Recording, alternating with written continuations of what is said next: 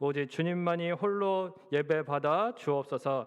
감사를 드리고 예수님의 이름으로 기도하옵나이다. 아멘. 전능하사 천지를 만드신 하나님 아버지를 내가 믿사오며 그 외아들 우리 주 예수 그리스도를 믿사오니 이는 성령으로 잉태하사 동정녀 마리아에게 나시고 본디오 빌라도에게 고난을 받으사 십자가에 못 박혀 죽으시고 장사한 지 사흘 만에 죽은 자 가운데서 다시 살아나시며 하늘에 오르사 전능하신 하나님 우편에 앉아 계시다가 저리로서 산자와 죽은 자를 성령을 믿사오며 거룩한 공예와 성도가 서로 교통하는 것과 죄를 사하여 주시는 것과 몸이 다시 사는 것과 영원히 사는 것을 나이다. 아멘. 찬송가 401장 통일찬송가 457장 부르신 후에 김은성 집사님 기도해 주시겠습니다.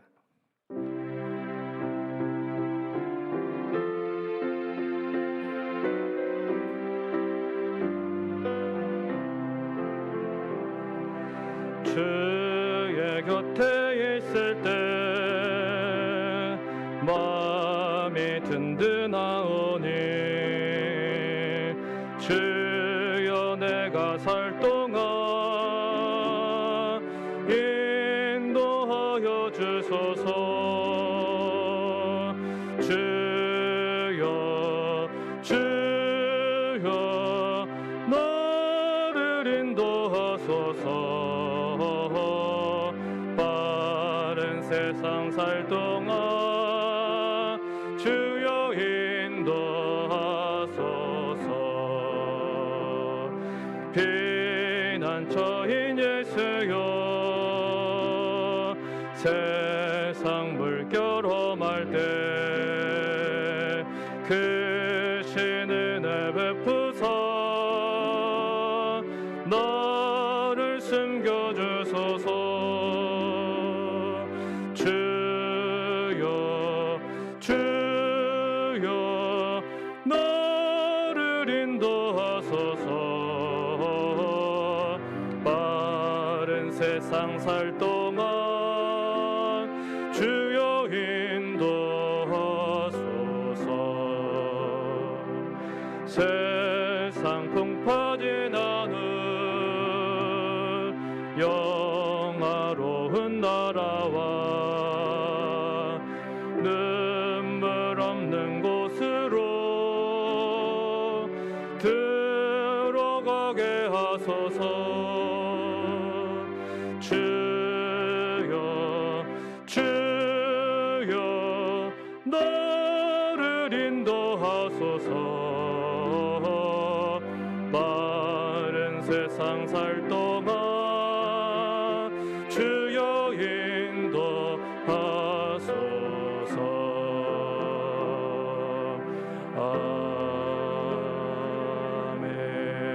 아멘. 우리의 삶을 인도해 주시는 하나님 아버지, 우리를 구원해 주신 하나님의 은혜를 찬양하며 우리의 마음을 담아 하나님을 향해 예배하며 나아가는 이곳에 성령께서 충만하게 임재하여 주시어 우리의 연약함이 무너지며 우리의 심령이 녹아지는 예배가 되게 하옵소서. 다사다난했던 한 해가 지나 12월의 끝자락입니다. 코로나19라는 선명한 자국을 남기며 한 해가 저뭅니다. 모두가 참으로 힘들고 어려웠습니다. 후회도 많고 아쉬움도 큽니다. 그러나 주님, 그럼에도 불구하고 우리가 한 해의 마지막을 그냥 허망하거나 쓸쓸하게 맞이하지 않는 이유는 우리에게 주님이 계시기 때문입니다. 환경의 염려와 걱정으로 몸은 움츠러들지만 우리에겐 영광스러운 보좌에서 내려와 이 땅 가운데 인간의 몸으로 오신 소망의 예수님이 계시기에 우리의 입술은 기쁜 찬양을 드립니다. 하나님의 크신 섭리를 다 알 수도 없고 이해할 수도 없는 연약한 자입니다. 그러나 저희들 분명하게 기억하며 붙드는 것은 주님은 합력하여 선을 이루시는 분임을 압니다. 현실과 타협하며 주저앉기보다 위기의 순간마다 주님을 의지하며 주님 부르심에 부끄럽지 않은 견고한 믿음으로 살아가게 하옵소서. 이 시간 단위에 세우신 목사님의 음성을 통해 하나님 말씀 앞으로 나아갑니다. 주님의 음성에 항상 민감하게 믿음으로 반응케 하시고 여호와를 경외함으로 하나님 기뻐하시는 우리 모두가 그 모습으로 살아내게 하여 주시옵소서. 우리를 죄에서 구원하신 예수님의 이름으로 감사하며 기도드립니다. 아멘.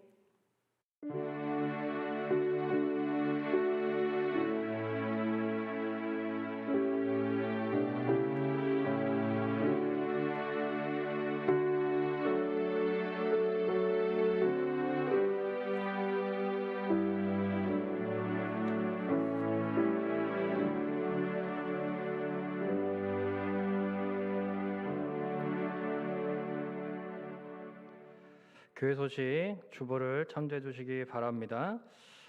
성탄절 관련해서 좀 광고를 드리겠습니다. 이번 주 24일 성탄 전야 이제 금요밤 기도회에 저희가 이제 크리스마스 선물 나눔을 하는 것이 있는데, 그때 이제 5,000원 정도의 뭐 작은 선물과 또 이렇게 그 선물의 의미를 함께 담아서 이렇게 작은 카드에다가 이렇게 메시지를 적어서 이렇게 또 준비해서 함께 좀 포장도 해서 이렇게 오면은 좋겠습니다. 그래서 그렇게 이제 주일에도 광고를 해주셨는데 조금 구체적인 예를 좀 들어드리려고 합니다.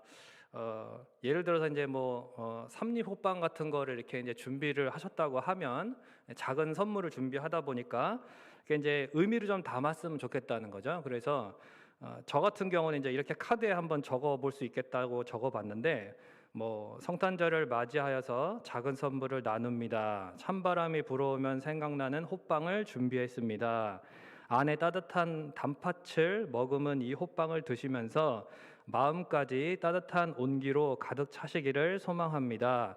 메리 크리스마스. 예수님은 당신을 사랑하십니다. 뭐 이런 식으로 이렇게 이제 카드를 좀 적으면 어떨까 하는 생각이 듭니다. 또 핸드크림, 예를 들면 이제 핸드크림 같은 것도 선물을 할 수 있을 텐데, 그런 거를 만약에 선물을 한다 하면 또 이게 이제 요즘에 손 소독을 자주 하니까 거칠어지잖아요. 그러니까 뭐 그런 거죠. 손도 이렇게 부드럽게 되시고 또 하시는 일들도 이렇게 부드럽게 잘 풀리시기를 바랍니다. 이런 식으로 이렇게 의미를 좀 담아서 이렇게 카드에 적으면 좋겠다는 거죠. 그래서 뭐 아주 거창하게는 못하더라도 의미를 좀 마음을 담아서 이렇게 카드를 좀 써서 같이 작은 선물하고 이렇게 준비를 해오시면 금요밤 기도회 때 좋은 시간이 될 것 같습니다. 부탁을 좀 드리겠습니다.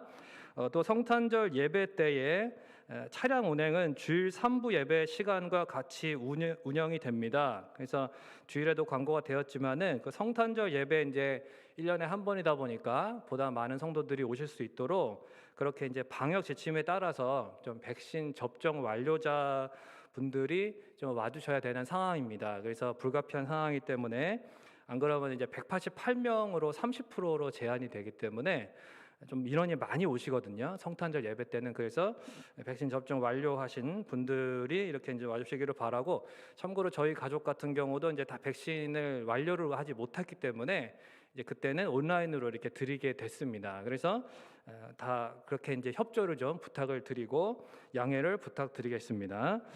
하나님 말씀 보겠습니다. 하나님 말씀은 사도행전 23장 1절에서 11절 말씀입니다. 신약성경 228페이지 사도행전 23장 1절에서 11절까지 말씀을 교독하도록 하겠습니다. 바울이 공회를 주목하여 이르되, 여러분 형제들아, 오늘까지 나는 범사에 양심을 따라 하나님을 섬겼노라 하거늘. 제사장 아나니아가 바울 곁에 서 있는 사람들에게 그 입을 치라 명하니, 바울이 이르되, 회칠한다며 하나님이 너를 치시리로다. 내가 나를 율법대로 심판한다고 앉아서 율법을 어기고 나를 치라 하느냐 하니, 곁에 선 사람들이 말하되, 하나님이 대제사장을 내가 욕하느냐. 바울이 이르되, 형제들아, 나는 그가 대제사장인 줄 알지 못하였노라. 기록하였으되 너희 백성의 관리를 비방하지 말라 하였느니라 하더라. 바울이 그중 일부는 사두개인이요 다른 일부는 바리새인인 줄 알고 공회에서 외쳐 이르되 여러분 형제들아 나는 바리새인이요 또 바리새인의 아들이라 죽은 자의 소망 곧 부활로 말미암아 내가 신문을 받노라. 그 말을 한즉 바리새인과 사두개인 사이에 다툼이 생겨 무리가 나누어지니 이는 사두개인은 부활도 없고 천사도 없고 영도 없다 하고 바리새인은 다 있다 함이라. 크게 떠들새 바리새인 편에서 몇 서기관이 일어나 다투어 이르되 우리가 이 사람을 보니 악한 것이 없도다. 혹 영이나 혹 천사가 그에게 말하였으면 어찌하겠느냐 하여 다같이 큰 분쟁이 생기니 천부장은 바울이 그들에게 찢겨질까 하여 군인을 명하여 내려가 무리 가운데서 빼앗아 가지고 영내로 들어가라 하니라. 아멘.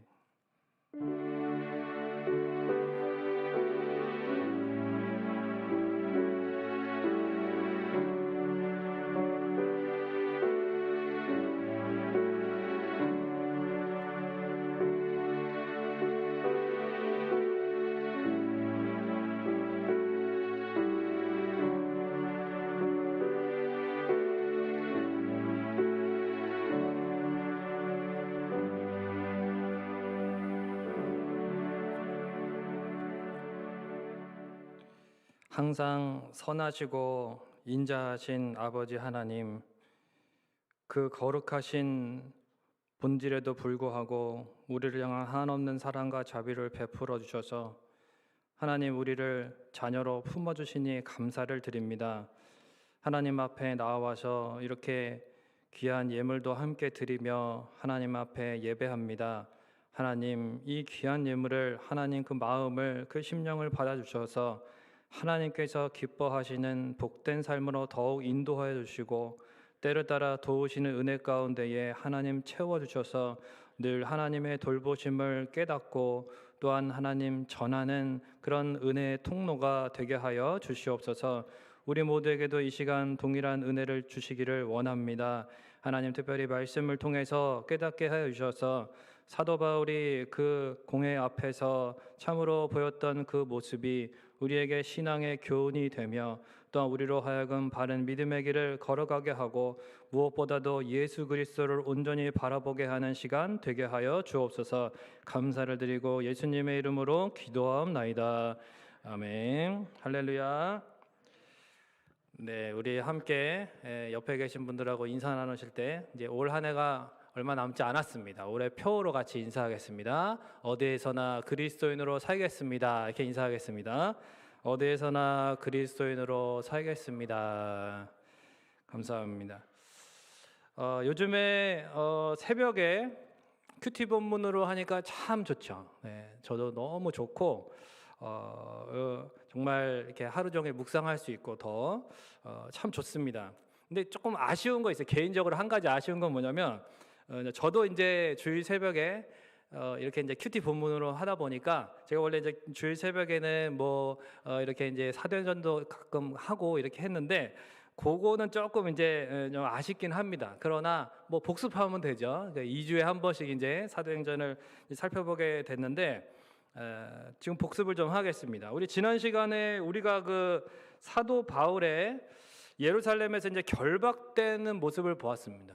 결박되는 가운데 이제 사도 바울이 이제 자신의 어떤 변론을 좀 하는 시간을 가지게 되죠.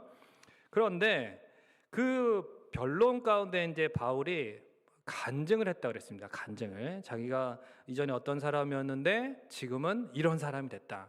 이렇게 복음을 전하고 그 잡아 죽이려고 했던 예수 믿는 자들을 오히려 자기가 이끌어주고 또 예수 그리스도를 증거하는 그런 증인이 되었다는 것에 대해서 이것이 얼마나 놀라운 은혜인가, 이것이 얼마나 놀라운 복음의 능력인지, 자기 자신이 죄가 없다, 나는 억울하다, 뭐 이런 얘기를 하는 것이 아니라 그 사람들 앞에서 이제 오직 예수 그리스도만을 드러내는 그러한 간증을 하게 되었다는 것입니다. 그런데 이제 우리는 그 모습을 보면서 좀 주목해야 될 것이 있었다고 그랬죠. 그것은 바로 예루살렘에서 사도 바울이 결박되고 그리고 이제 그렇게 고난을 당하는 그런 모습이 마치 우리 주님께서 예루살렘에서 결박당하시고 또 신문 받으시고 고난 당하시는 그러한 모습과 이렇게 오버랩되는 거죠. 겹친다 이 말입니다. 같이 그렇게 어떤 병행하는 기록으로서 그렇게 누가복음에서의 뒷부분과 이 사도행전의 뒷부분이 이렇게 병행적으로 기록되어 있다는 것입니다. 근데 그렇게 된 이유는 뭐냐면 바로 사도 바울이 지금 가고 있는 이 길, 그리고 사도 바울이 전하고 있는 이 복음이 그만큼 우리 주님이 앞서가신 길이고 우리 주님께서 보장하시는, 주님을 따르는 진정한 생명의 길이고 살리는 길이고 천국의 길이고 영생의 길이고 참된 진리다. 그래서 그 사도 바울이 전하는 복음이 진정한 구원이고 진정한 진리이고 이러한 길을 우리 모두가 걸어가야 한다라고 하는 메시지를 담아서 그 사도행전의 후반부도 그렇게 예수 그리스도께서 이제 고난 당하신 모습과 유사하게 그렇게 기록되어 있다라고 하는 것입니다. 비록 각박한 세상을 살아갈지라도 주님이 앞서가신 길이기에 우리가 이 복된 영생의 길을 또한 복음을 증거하는 이 길을 믿음으로 잘 걸어가실 수 있기를 주님의 이름으로 축원을 드립니다. 우리가 읽은 이 23장 바로 앞에 22장의 끝절에 보면 천부장은 유대인들이 무슨 일로 그를 고발하는지 진상을 알고자 하여 그 결박을 풀고 명하여 제사장들과 온 공회를 모으고 바울을 데리고 내려갔다 그랬죠. 그래서 그들 앞에 세운 겁니다. 로마 시민권자인 것을 알게 됩니다. 천부장은 돈 주고 샀는데 심지어 사도 바울은 날 때부터 로마 시민이었습니다. 벌써 더 등급이 높죠. 이렇게 레벨이 다른 것입니다. 천부장이 그냥 이 사람을 방치할 수 없는 그런 사람이었던 것입니다. 그런데 이 사도 바울을 무슨 원인으로 그렇게 유대인들이 죽이려고 하는가, 이 진상을 좀 알아봐야겠다. 그래서 천부장이 이제 그런 권한이 있었던 것 같아요. 그래서 공회를 소집을 합니다. 소집을 해서 이 공회는 이제 그 당시에 70인으로 구성되어 있는 산헤드린 공회. 그래서 유대의 최고의 권위 기관이죠. 오늘날로 말하면 이제 국회와 같은. 그래서 오늘날 국회가 이제 입법 기관입니다. 법을 이렇게 만들고 세우는. 그러나 이제 법을 집행하지는 않는데 이 당시에 산헤드린 공회에는 이제 법을 집행하기까지 하는 사법기관의 역할까지 같이 했습니다. 그러니까 아주 대단한 그런 권위 있는 기관이었죠. 최고 권력기구였습니다. 이 자리에서 사도 바울이 뭐라고 얘기하냐면 1절에 이렇게 얘기합니다. 오늘까지 나는 범사의 양심을 따라 하나님을 섬겼노라. 즉 바울은 이 유대인들의 오해, 그러니까 지금 이 바울이 계속해서 어떤 유대인들의 그 율법을 무시한다, 구약 성경을 다 무시한다, 이 사람은 이단이다, 이 잘못된 길을 가고 있다, 이렇게 이제 나쁜 사람이다, 이렇게 이제 오해하고 있는데 그렇지 않다는 거죠. 오히려 나는 이 구약 성경을 또 율법을 잘 지키고 있다. 그 당시에 이제 사두개인들이 모세 5경만 하나님 말씀 받아들였고 바리새인들은 이제 39권, 구약 39권을 다 하나님 말씀을 받아들였습니다. 그래서 나중에 이제 이 두 부류의 그 어떤 분쟁이 일어나긴 하는데, 그러니까 당신들이 그렇게 구약 성경을 또 율법을 중요하게, 나는 더 중요하게 여긴다. 나는 그것을 잘 지키고 있다. 이렇게 지금 바울이 이야기하고 있는 것입니다. 그러면서 더 나아가서 이 구약 성경과 율법을 잘 지키면 예수 그리스도를 믿을 수밖에 없다는 것이고, 그리고 이 구약 성경의 성취가 바로, 율법의 완성이 바로 예수 그리스도시라는 말을 하고 싶은 거죠. 그러니까 2절에 이 바울의 얘기를 듣고 있는 이 대제사장 아나니아가 바울 주변의 사람들한테 저 입을 쳐라 이렇게 얘기하는 겁니다. 아주 성질을 확 내는 거죠. 분노했습니다. 저 바울의 입을 쳐라 말이죠. 이것은 뭐 그 당시에 이제 즉각적으로 행할 수 있는 아주 가장 굴욕적인 일 중에 하나였던 것 같은데, 사실은 이것은 불법적인 일이죠. 이렇게 할 수 없는 원래 그런 법이 있었습니다. 우리도 마찬가지죠. 이제 구약에 우리도 오늘날에도 이제 형사소송법이라는 게 있어서 이렇게 이제 법을 다 소송을 할 때도 절차가 있고 그 안에서도 어떤 그런 것들이 다 있습니다. 규칙들이. 그런데 이 당시에는 이제 미시나라고 그래가지고 율법의 이런 어떤 또 재판의 절차들도 같이 다루는 법들이 다 있었어요. 그런데 죄가 없는 사람을, 그러니까 죄가 확실하게 드러나지 않은 사람을 뭐 그 자리에서 때린다거나 폭력을 그 사람에게 행사할 수 없습니다. 정죄가 안 됐는데 그렇게 할 수 없다는 거죠.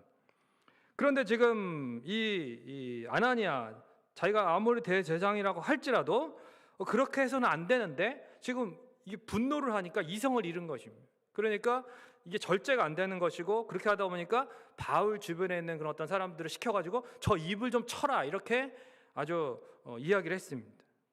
그러니까 바울이 3절에 이렇게 얘기합니다. 하나님이 너를 치실 거다. 하나님이 너를 치실 거다. 그렇게 말합니다. 그러니까 이 상황이 재판도 아니기 때문에 그냥 진상조사만을 하는, 그래서 사도 바울은 그저 자신의 어떤 입장을 이야기하는 것인데 아무리 대제사장이라도 이렇게 할 수는 없다는 거죠. 그러니까 벌써 이 아나니아는 이 미시나라든지 율법의 위에서, 자기가 이 하나님의 율법인데 그 위에서 이제 그렇게 지금 하고 있는 거예요. 그러니까 자기가 하나님처럼 된 거죠, 한마디로. 예수님께서도 이와 유사한 일을 겪으셨죠. 요한복음 18장 22절에 보면은 예수님을 쳤다 그랬어요. 손으로 그 제사장의 하속이 쳤어요. 근데 이거를 이제 헬라어 원문으로 보면 뺨을 쳤다는 뜻입니다. 손으로 이렇게 뺨을 때린 거예요. 예수님이 말씀하시고 있는데 예수님의 뺨을 대제사장의 부하가 때립니다. 사도 바울은 맞지는 않았어요. 그러나 우리 주님은 실제로 맞으셨습니다.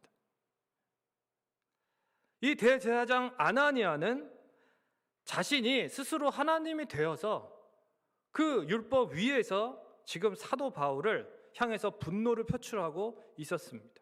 그러니까 그러한 아나니아의 교만한 그러한 모습을 이 바울이 꼬집고 있는 거야. 하나님이 너를 치실 거다. 왜? 너가 하나님처럼 지금 하고 있다는 거죠. 그러니까 하나님이 너를 치실 것이다. 너는 교만하다라고 사도 바울이 풍자하고 있는 것입니다. 악한 분노, 선한 분노라고 하는 책을 쓴 데이비드 폴리슨이라고 하는 신학자가 있습니다. 이분이 이제 기독교 상담가이기도 한데 이분이 이렇게 말했습니다. 잘못된 분노의 원인을 살펴보면 당신은 그때마다 하나님처럼 행동했을 것이다. 짜증을 조금 내든 심하게 내든 원통함을 느끼든 안 느끼든 간에 모든 것이 내 마음대로 되어야 한다는 것이었다. 이렇게 말했어요. 우리는 사실 이 아나니아의 모습, 그리고 사도 바울의 말을 통해서 우리는 분노의 원인이 어디로부터 오는지를 깨달을 수 있습니다. 우리의 분노가 어디서부터 옵니까? 우리 자신이 모든 것을 컨트롤해야 되는데 이게 안 되니까 화가 난다는 것입니다. 실제로 생각을 해보십시오. 우리 자신의 분노를 생각해 보면 책상을 뒤집어 엎는 어떤 것이 아니더라도 속으로 욕하는 대로 또 이렇게 속으로 욕하는 그런 분노도 있어요. 속으로. 또 그런 것도 있습니다. 냉담하게, 그 사람을 냉담하게 대하는 방식으로 분노를 표현하기도 합니다. 어떻습니까? 원하는 대로 되지 않아서 분노하지 않습니까? 우리는 때때로 자주 그럽니다. 저도 예외가 아닙니다. 누구도 예외가 아니에요. 우리 모두는 죄인입니다. 분노에 자유하지 않습니다. 그런데 폴리슨이 극단적인 한 사례를 들어줌으로써 분노의 원인이 어디로부터 오는지를 다시 알려주는데 이런 얘기를 합니다. 60대 나이의 헬렌은 수십 년 묵은 불만을 터뜨렸다. 그녀는 방송사역을 봉사했었다. 그곳 목회자는 보통 35분 정도 되는 설교를 했다. 당시에는 테이프로 목회자의 설교를 녹음했는데 한 개 테이프 녹음 제한 시간은 30분이었다. 그래서 이상적인 설교 녹음 시간은 28분이었다. 헬렌은 설교 시간이 녹음 가능 시간을 넘을 때마다 견딜 수 없이 짜증을 내며 설교자를 험담하곤 했다. 이 헬렌이라는 분이 그리스도인, 자기가 기독교인이라고 하면서 이렇게 했다는 겁니다. 그녀는 때론 교회 안에서도 몇몇 이들에게 화를 내고 분을 표출했고 소문이 퍼졌다. 이러한 예를 폴리슨이라고 하는 분이 이야기했습니다. 이 이야기에서 헬렌이라는 분이 도대체 뭐가 문제일까요? 이분은 그러니까 자기 마음대로 되지 않으면, 그러니까 심지어 설교자의 설교도 28분 안에 끝나지 않으면 자기가 또 테이프를 갈아대는 이런 번거로운 일이 생기니까 분노하게 되는 거예요, 속으로. 막 짜증을 내고 그렇게 험담을 하고 분을 표출했던 것입니다. 여러분, 이런 이야기를 들으면 그래도 나는 이 정도는 아니다, 나는 뭐 헬렌 정도는 아니다, 나는 아나니아 정도는 아니다 라고 생각하실 수 있습니다. 그러나 우리 안에 하나님이 되고자 하는 마음을 회개하지 않고 제거하지 않잖아요. 누구나 헬렌이 될 수 있습니다. 누가 언제든지 아나니아가 되는 겁니다. 우리 자신 안에 하나님처럼 내가 하나님이 되고자 하는 그런 죄성이 살아있으면, 5절은 우리에게 재밌는 모습을 보여줍니다. 마치 바울이 갑자기 꼬리를 내리는 것처럼 보입니다. 기세등등했던 바울이 갑자기 아유 몰랐습니다 뭐 이러면서 이렇게 사과를 하는 것 같죠. 그러나 바울의 말을 잘 살펴보십시오. 동시에 뭐라고 이야기하냐면 출애굽기 22장 28절의 말씀을 인용합니다. 율법을 인용하는 거, 하나님의 말씀을 인용하는 것입니다. 그러니까 이 상황을 가만히 천부장이 옆에서 보고 있으면 무슨 생각이 들까요? 아, 유대인의 법을 바울이 잘 아는구나, 바울이 난데? 이렇게 생각하는 거죠, 속으로. 근데 천부장만 이런 생각을 했을까요? 이 본문을 읽고 있는 1차적인 수신자가 데오빌로 각하 이방인입니다. 그 이방인이 볼 때도 마찬가지죠. 아, 사도 바울이 정말 옳구나, 사도 바울이 오히려 더 하나님의 법대로 하고 있다. 뿐만 아니라 이 이후의 기록들을 보아도 여러분, 사내들인의 공회를 구성하고 있는 이 사람들 가운데 사두개파와 바리새파가 있었는데 이 두 파가 서로 이제 달라요. 그 신학적인 견해가. 사두개파는 부활을 인정하지 않습니다. 현실적인 사람들이에요. 모세 오경만 인정합니다. 그러니까 모세 오경 안에 그 사실은 부활에 대해서 이렇게 아주 명백하게 뭐 이렇게 물론 이제 담겨 있는데, 그러나 이 구약성경 전체를 이제 하나님 말씀으로 인정하는 이 바리새파랑은 의견 차이가 있을 수밖에 없죠. 그런데 그 가운데에서 사도 바울이 이제 얘기를 했을 때에 이 부활에 대해서 이야기했을 때 이 바리새파가 사도 바울의 편을 듭니다. 그래서 사두개파하고 이제 분쟁이 일어나게 돼요. 결국은 그들 사이에서 자중질환이 일어나는 것입니다. 그 사이에서 이게 분열이 일어나는 거죠. 그러면 10절에 큰 분쟁이 생겼다. 바울이 그래서 찢겨질까 봐 하여서 천부장이 막 데리고 나가는 재밌는 장면이 연출이 됩니다. 이러한 기록, 사실 오늘 이 본문 자체만 보고서 도대체 무슨 우리가 교훈을 얻을 수 있는가? 이 본문을 통해서 저자인 누가가 또 누가를 통해서 이 기록을 통해서 주님이 무엇을 말씀하시고 싶은 것인가? 당시에 최고 지도자, 유대교 최고 지도자였던 이 대제사장, 그리고 최고의 권위 기관인 이 사내들인 공회, 얼마나 엉망진창인가를 보여주는 거예요. 일단 얼마나 정말 최악인가. 그리고 불의하고 하나님 법대로 안 하잖아요, 그죠? 하나님 법에 그렇게 할 수 없는데, 미시나에서 그렇게 할 수 없고, 근데 막 이렇게 재판에서 완전히 유죄가 나지도 않았는데, 재판도 아니고, 근데 거기서 막 폭력을 행사하려고 하고, 이런 잘못된 모습들. 그럼 거기에 비해서 사도 바울이 얼마나 옳은가를 보여주고 있는 것입니다. 아까 말씀드린 것처럼 우리 주님께서 걸어가신 그 길을 사도 바울이 걸어가고 있는 거예요. 그리고 바울이 전하는 예수 그리스도의 십자가와 부활의 복음이 그래서 정말로 참된 것이다, 진정한 복음이다, 유일한 진리의 길이다 라고 하는 것을 이 반증해서 보여주고 있는 것입니다. 이 본문은 그래서 이러한 대제사장과 불의한 대제사장과 또 이런 사내들인 공회, 이런 엉망진창의 모습, 그리고 또한 그에 반해서 너무나도 하나님 말씀대로 또 그런 옳은 모습으로 있는 이 사도 바울의 비교가 나타나고 있는 것이죠. 그래서 누가가 이 사도행전과 누가복음을 기록한 누가가 지난번에도 말씀드린 것처럼 그래서 이 누가복음과 사도행전의 뒷부분을 유사하게 기록해서 그래서 오늘 본문의 9절에 보면 바울에 대해서 하는 말을 가만히 보세요. 그럼 이 사람을 보니 그 바리새파 사람들이 뭐라고 얘기했습니까? 무엇이 없다고요? 악한 것이 없도다. 이거는 죄가 있다는 말입니까? 없다는 말입니까? 죄가 없다는 말이죠. 네, 그러니까 바울의 무죄 선언입니다. 그렇죠? 그런데 이러한 바울의 무죄 선언은 사도행전에 총 5번 등장합니다.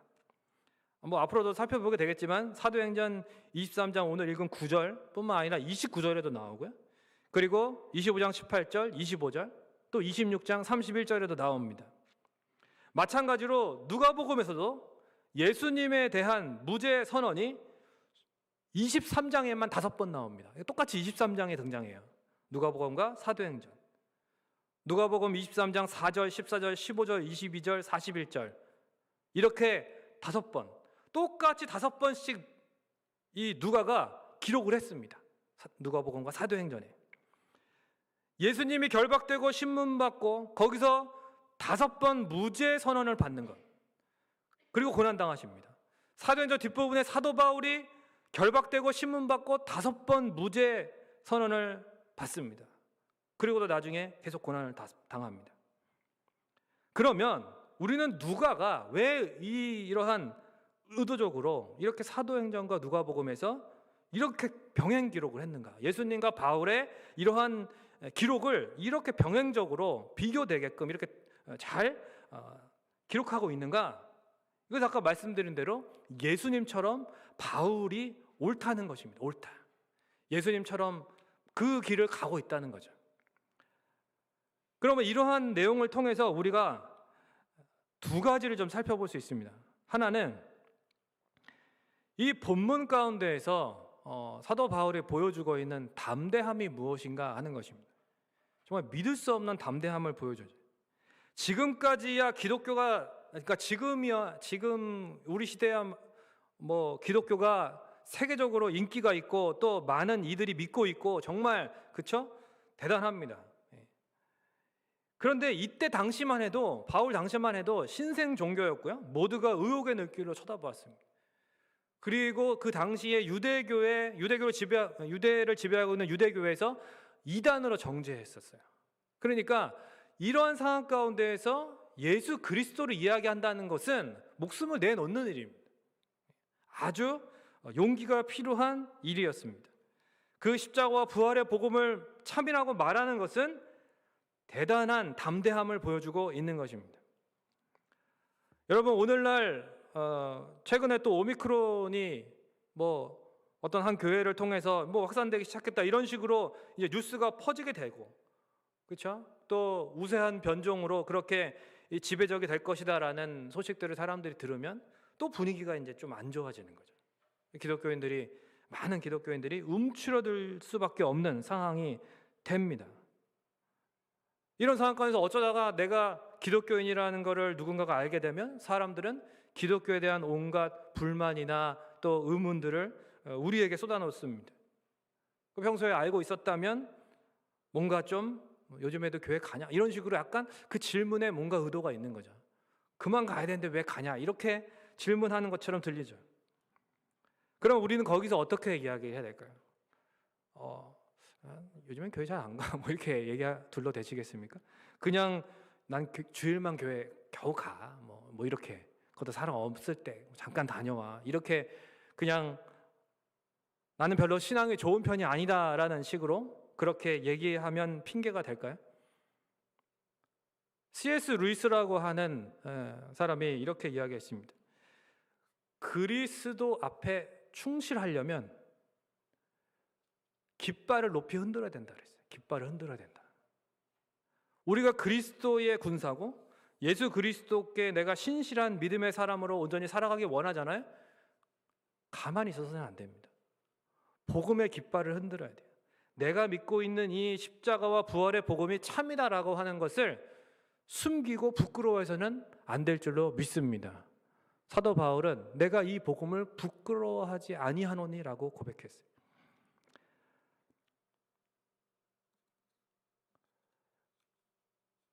그런데 C.S. 루이스는 여기서 한 가지 더 중요한 통찰을 우리에게 이야기합니다. 사도 바울이 옳았죠. 그리고 누가 틀렸습니까? 대제사장 아나니아가 틀렸고 공회가 틀렸습니다. 사내들인 공회가 틀렸어요. 사도 바울만 옳았습니다. 잘 들으세요. 옳다는 확신과, 이게 C.S. 루이스가 이야기하는 겁니다. 옳다는 확신과 의로운 사람이다라고 하는 것은 구분이 돼야 되는 거예요. 자, 옳다는 확신이 있어요. 내가 옳아요. 어떤 사안에서 옳을 수 있습니다. 그런데 의로운 사람은 아니에요. 그렇다고 해서 우리가 성경이 이야기하는 것처럼 누구도 의로운 사람이 없고 죄인이라는 사실을 믿습니다. 아멘이십니까? 우리는 죄인이죠. 어떤 특정한 상황에서 옳았던 적은 있습니다. 옳을 수 있어요. 그러나 이 옳았던 것이 의로운 것, 내가 의롭다, 난 의인이다 라고 얘기하는 것과는 같지 않다는 것입니다. 많은 사람들이 어떤 사안에 대해서 옳은 것을 자신이 의로운 사람이라는 것하고 이렇게 연결을 시킨다는 겁니다. C.S. 루이스의 말은. 그래서 내가 옳은 것에 대해서 누가 반론을 제기하면 나는 의롭기 때문에 나는 의인이에요. 저 사람은 악인이 되는 겁니다.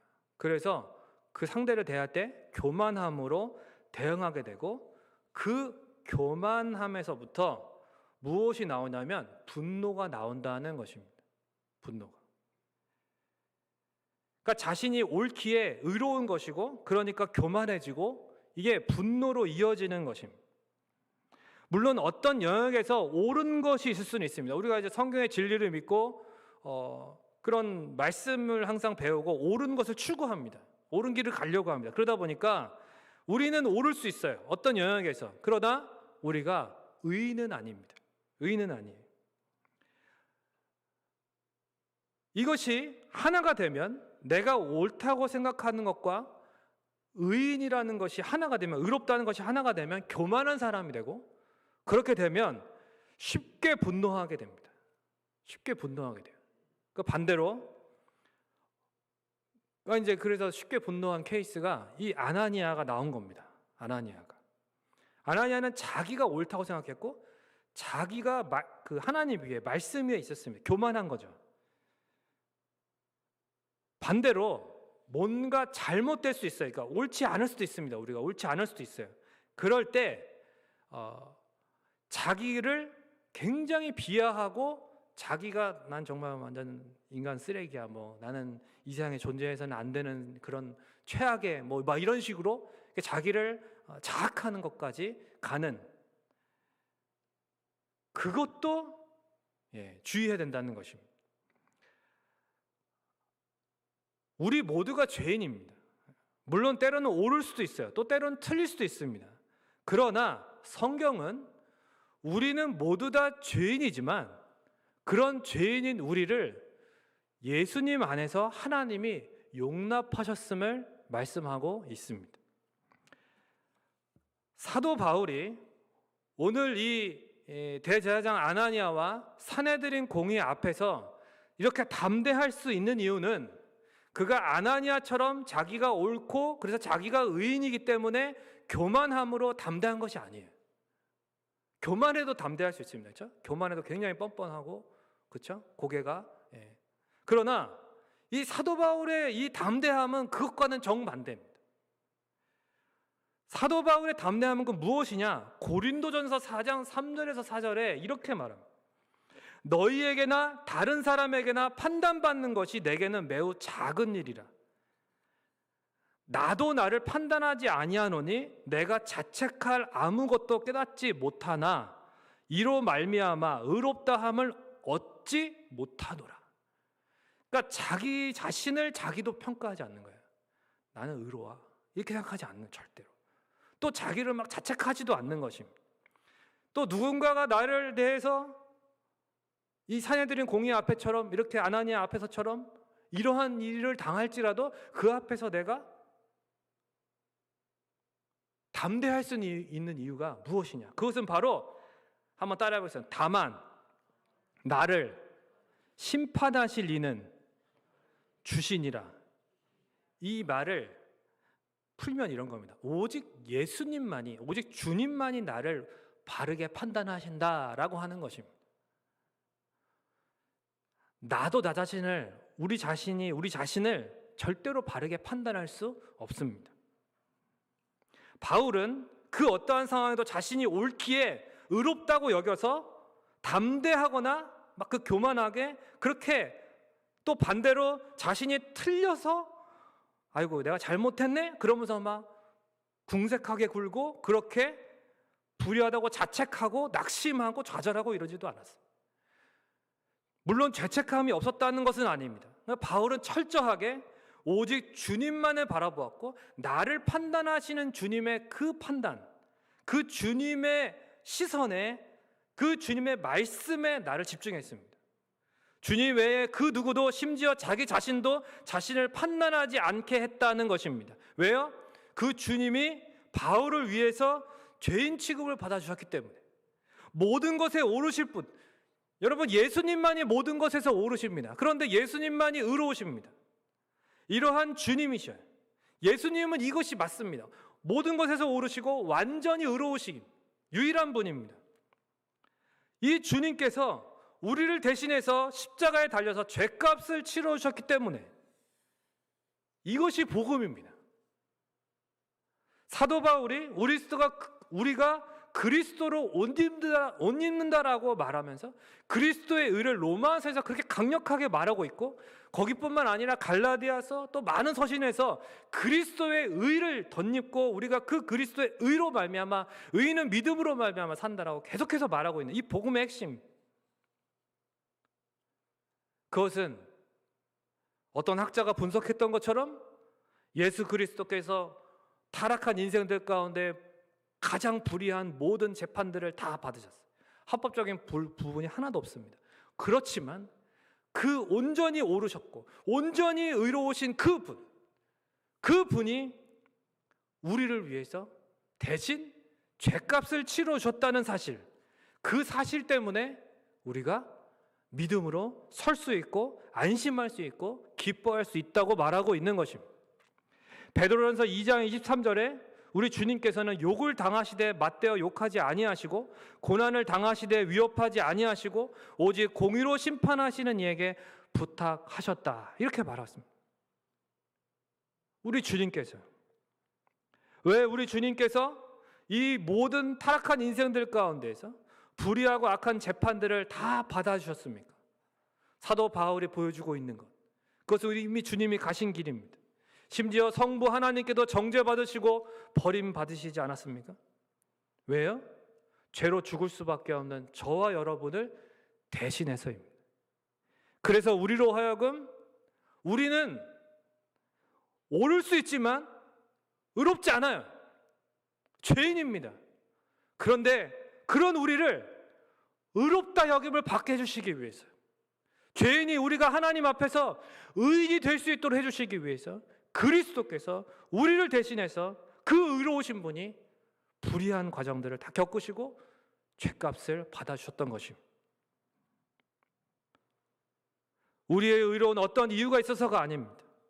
오직 그리스도의 대속의 공로와 그 의로 말미암아 우리가 의롭게 되는 것을 믿으시기를 바랍니다.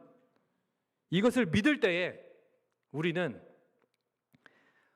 옳은 말과 행동을 했다고 해서 교만해지지 않습니다. 왜요? 그게 의로운 것은 아니니까. 내가 옳고 내가 옳은 행동과 삶이 있을 수 있지만 그렇다고 해서 내가 의로운 사람은 아니에요. 난 늘 죄인임.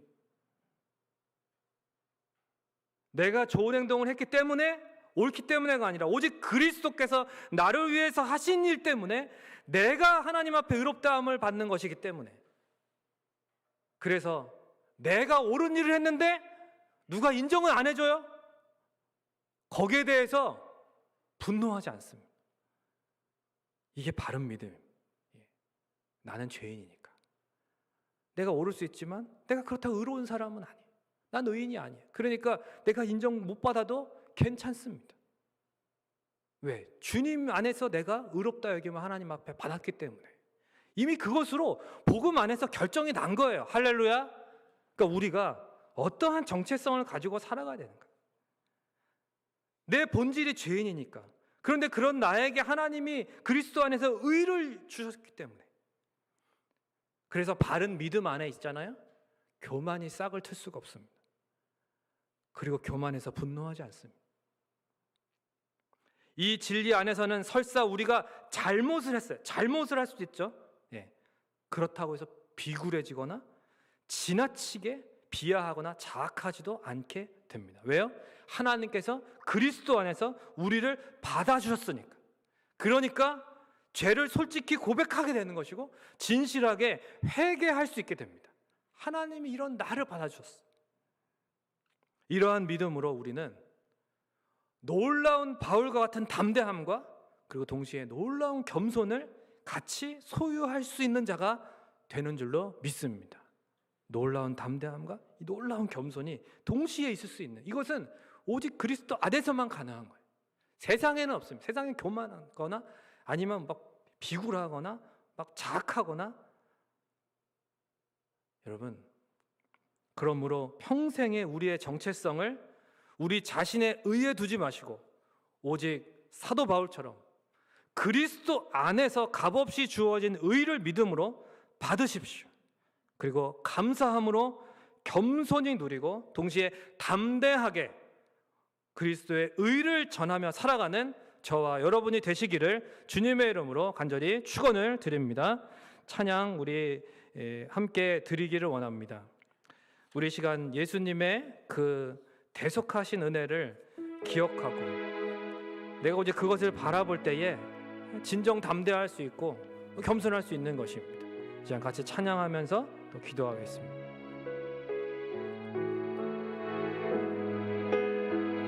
예수님 그의 희생 기억할 때,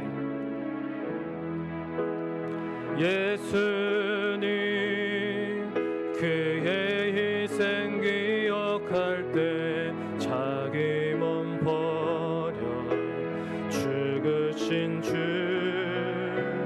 나 항상 생명 주신 그 은혜를 마음에 새겨 봅니다. 마음에 새겨 봅니다. 이제는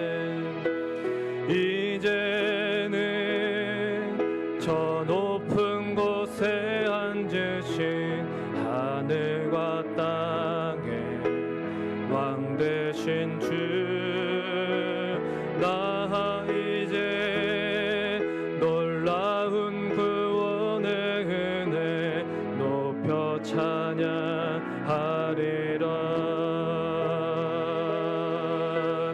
높여 찬양하리라. 주 달리신 십자가를 내가 볼 때 주님의 자비 내 마음을 겸손케 해. 주께 감사하며 내 생명 주께 드리네. 이제 같이 기도하겠습니다. 우리가 때로는 옳은 것이 의로운 것으로 이렇게 연결돼서 교만해지고 분노할 때가 있습니다. 그러나 우리가 주님 앞에 하나님 앞에 의롭다 여김을 받는 것은 그리스도께서 우리를 위해서 행하신 일 때문입니다. 오직 그리스도의 의만이 우리를 의롭게 합니다. 우리가 옳을 수 있지만 그것이 의는 아닙니다. 겸손해야 될 것입니다. 그러나 동시에 비굴해지지 않았으면 좋겠어요. 부족하고 약한 것이 너무나 많지만 하나님이 우리를 그리스도 안에서 용납하셨습니다. 그렇다면 우리가 담대하게 그리스도의 이 의를, 이 복음을 증거하는, 그 그리스도의 사랑과 자비를 증거하는 정말 증인으로서의 삶을 살아갈 수 있도록 해달라고 이 시간 같이 한번 통성으로 기도하겠습니다. 좋으신 아버지 하나님, 은혜와 사랑을 감사합니다. 독생자 예수 그리스도 안에서 우리에게 허락하신 이 귀한 복음의 그 핵심을 다시 한번 우리가 살펴보게 됩니다. 참으로 하나님 대제사장 앞에서, 사내들인 공회 앞에서 하나님 아버지 사도 바울이 어떻게 담대할 수 있었는지, 하나님 참으로 대제사장은 자신이 참으로 옳고 자신이 참으로 의로우며 그래서 교만함 가운데에서 하나님보다 높아졌어, 하나님처럼 되려고 했고, 그래서 하나님 그렇게 율법의 위에서 하나님 사도 바울을 향해서 그렇게 정죄하고 사도 바울에게 폭력을 행사하려고 하는 하나님 그러한 분노를 하나님 표출하였습니다. 하나님 우리 안에 이러한 하나님 아버지 약한 분노가 때로는 우리의 교만함 때문에 나왔다. 하나님 용서해 주시고, 하나님 이러한 악순환을 벗어버리게 하시고, 하나님 우리가 오직 예수 그리스도의 의만을 바라볼 때, 그 희생을, 그 대속하심의 은혜만을 생각할 때에 우리의 마음을 겸손케 하고, 우리가 오직 주님 앞에서 자신을 낮추며 주님의 의만을 찬양하며 높이게 하여 주옵소서. 우리의 모든 죄값 가운데서도 우리 주님께서 행하신 그 놀라운 의의 그 사건을 기억합니다. 십자가의 대속의 사건을 오직 의지하며 그 부활의 주님만을 의지하며 그것이 우리의 의가 되기를 원합니다. 우리가 의롭다 되는 것이 오직 그리스도 예수 안에 있습니다. 오직 이 복음의 핵심을 붙들고 하나님, 우리가 또한 세상 가운데에서 때로는 연약하고 부족하고 연약하고 정말로 하나님 넘어질 때가 너무나 많지만 그 가운데서도 하나님 우리가 낙심하고 비굴해지고 하나님 좌절하고 하나님 절망하는 것이 아니라 우리 다시 한번 우리를 용납하신 그리스도 안에 우리 용납하신 주님의 그 놀라우신 사랑과 우리를 위하여 행하신 그 그리스도의 의를 전할 수 있는 하나님의 놀라운 복음의 증인의 삶을 살아가게 하여 주시옵소서. 감사를 드립니다.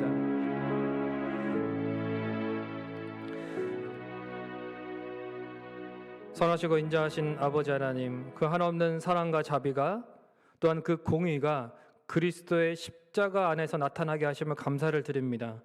그 십자가와 부활의 사건이 있었기에 우리가 하나님 앞에 의롭다 여김을 받을 수 있습니다. 우리의 옳은 언행이, 우리의 옳다고 여겨지는 그 삶이 의가 아님을 고백합니다.